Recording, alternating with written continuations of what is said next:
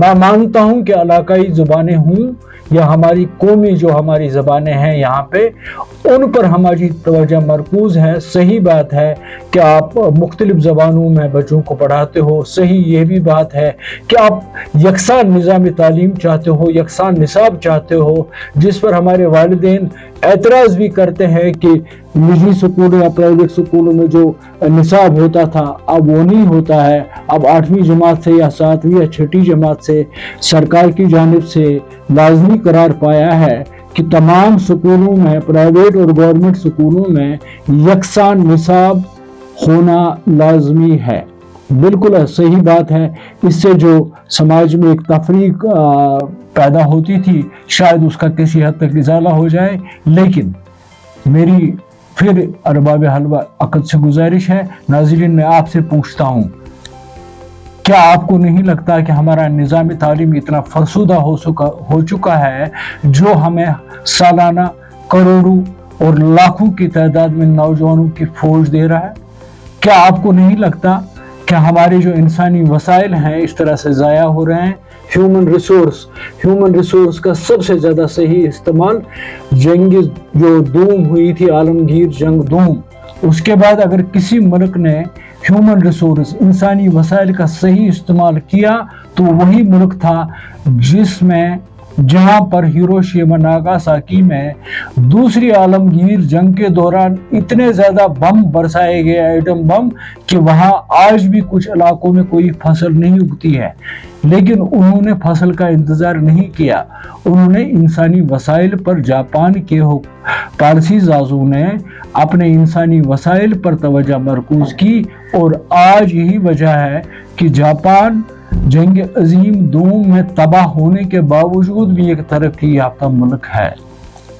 हमारे मुल्क हिंदुस्तान में बेशुमार वसाइल हैं, कुदरती वसाइल भी हैं। यहाँ पे जो सबसे बड़ा, मेरी नज़र में जो रिसोर्स जिसे बोलते हैं, जो सबसे बड़ा वसाइल, जो सबसे बड़े वसाइल हैं, तो वो यहाँ के नौजवान हैं। क्योंकि हमारे मुल्क की आबादी में इस वक्त नौजवानों की शरह 60% से ज़्यादा है। जम्मू व कश्मीर में नौजवानों की शरह 65% से ज़्यादा है। मजमूई तौर पर अगर देखें तो जम्मू व कश्मीर में जो खानदगी की शरह है, बमुताबिक 2011 में जो मरदमशुमारी हुई थी वो 70% के आसपास है। उसमें से हमारे 78% समथिंग उसी के आसपास मर्द जो हमारे हजरात हैं वो पढ़े लिखे हैं।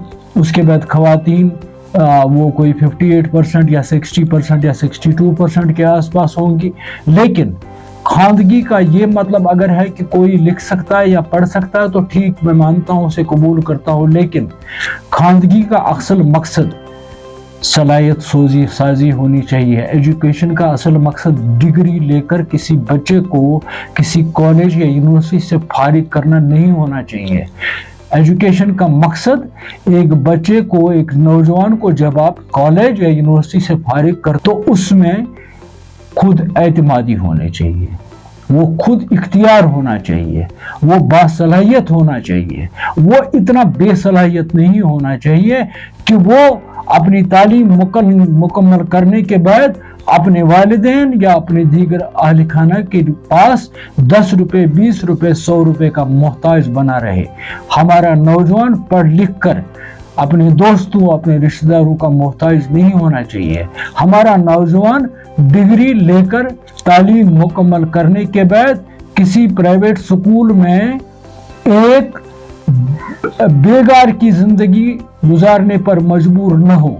हमारा पढ़ा लिखा नौजवान सड़कों पर छाबड़ी फरोश बनने के लिए मजबूर न हो।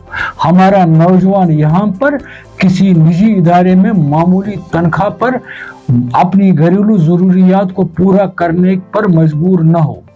हमारे नौजवानों में जो सलाहियत हूँ, उन सलाहियतों का सही इस्तेमाल करके ही हम तरक्की पा सकते हैं। और जब हमारा नाजरीन, जब हमारा निज़ाम तालीम सही होगा तो हमारी मईशत पर उसके मस्बत असरात पड़ेंगे। आज जो हमारी डानोडोल मईशत है, हमारी इकॉनमी का कोई इस्तेहकाम नहीं है। कभी हम देखते हैं कि हमारी जो शरही नमू है وہ اوپر چلی گئی 6.5% پر، کبھی ہم دیکھتے ہیں کہ یہ 5.4% پر آ گئی ہے۔ یہ جو اوپر نیچے کا کھیل ہے اسی وجہ سے ہے کہ ہمارے جو انسانی وسائل ہیں ان کا صحیح استعمال نہیں ہو رہا ہے۔ ناظرین، ہمارے اس پروگرام کا مقصد، پھر میں آپ کو دوبارہ آپ کی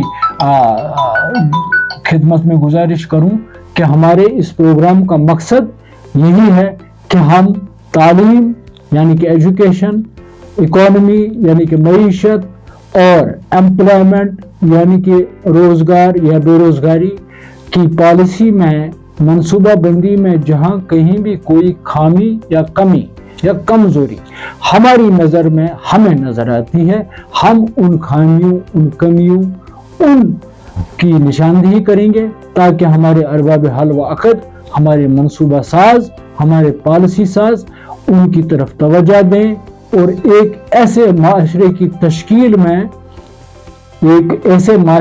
تشکیل کریں جس معاشرے میں عدم توازن، جس معاشرے میں امیر غریب، جس معاشرے میں باصلاحیت یا بے صلاحیت ہونے کا جو تانا دیا جاتا ہے یا جو تفریق کی جاتی ہے وہ ختم ہو جائے۔